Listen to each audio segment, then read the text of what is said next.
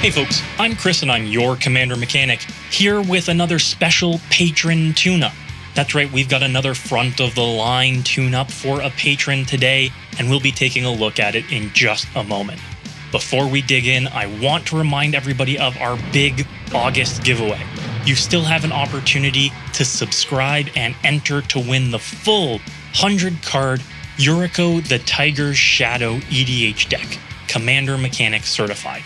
We also have secondary prizes of Infinitokens and Double Masters boosters, so make sure to subscribe today. Without further ado, let's take a look at what's in the workshop. Premium patron Austin Charlotte writes, I'm trying to tune this deck to be strong, but still casual. I want it consistent without traditional tutors. My playgroup has banned infinite combos, so I haven't included any. My main win cons are Revel in Riches, Mirrodin Besieged, Mechanized Production, and good old Big Creature Beatdown. First of all, Austin, thanks so much for supporting the channel. It's thanks to patrons like you that we're able to keep making great content. It's also thanks to patrons like you that we're able to run giveaways like our big August giveaway. Breya is a great, versatile commander. Thanks to the flexibility of being 4-color, everything but green, and her modal activated abilities. She can be removal, win con, and life gain all in one. She also makes bodies when she enters the battlefield. What more could you ask for in a commander?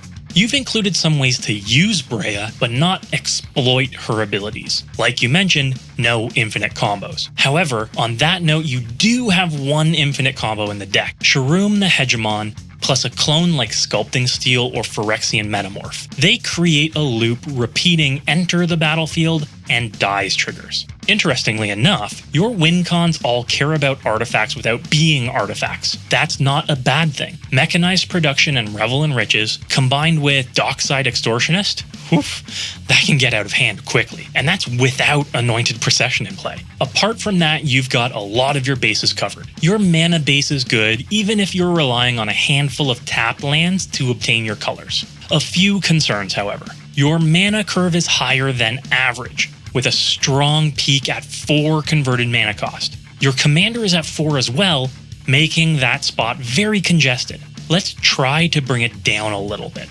Additionally, you've only got one instant in the deck. That's going to leave you very vulnerable to cards like Collector Oof or Aura Shards. Being in 4 colors means you have the ability to run strong removal. Take advantage of it. Lastly, you have 2 board wipes in the deck, Fumigate and Scourglass. There are some more efficient options I'll recommend to ensure you can prevent an opponent from getting too far ahead of you. I want to start with your curve. Here's a rule of mine. When you find yourself deck building, ACFTT. Always cut from the top. When you're building a deck, look at your highest converted mana cost cards and ask yourself, if I cast this, does the game swing in my favor significantly? You can't spend 7 mana on a single target removal spell, while others are spending 7 mana to take extra turns, or play a combo that wins the game or deals a significant amount of damage. So I'm going to recommend we free up some of the slots that are expensive and don't synergize with the majority of the deck. Helm of the Host, Trading Post, and Chromatic Orrery are just a few examples of cards that we'd want to remove because they're nice, but they don't win the game for you. Similarly, Spine of Ish-Sha, Thopter Assembly, and Arkham Dagson. They're all decent, but they're all slower options, and dropping one or activating one really doesn't win the game for you. These are all decent to okay choices, but there is so much more we could do to improve consistency.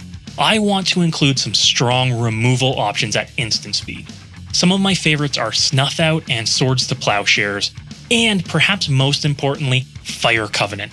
These are all versatile options that may set you back a few life, but give you the ability to take out important threats at key moments. And we discussed dealing with non-creature threats. Don't let a Null Rod or an Aura of Silence or an Aura Shards ruin your day. Something simple like Disenchant or Return to Dust gives you opportunities to pick and choose your targets. Now on the board wipe front, there are options that don't cost you 5+ mana I'd recommend you look at. Blasphemous Act is a classic and would allow you to cast it, hold priority, and activate Breya to make the most of the creatures that you have before they die. Toxic Deluge is on the expensive side, so I'll recommend that in your upgrades, but its versatility is something that you should keep in mind. These options all help hasten your win cons like Revel in Riches by filling your opponent's graveyards, or help accelerate Mirrodin Besieged by filling your graveyard.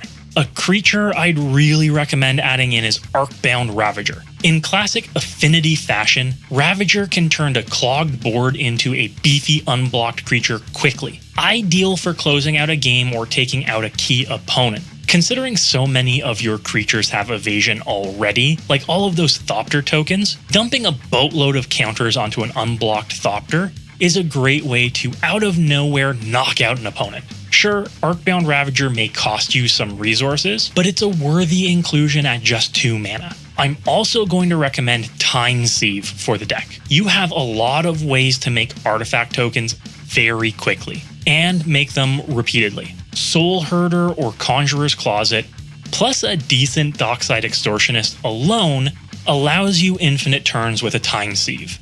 Now you said no infinites, but this is just an option. Even if you take an extra turn every 3 or 4 turns, to be fair, it's enough to drown your opponents in value. So here's our list.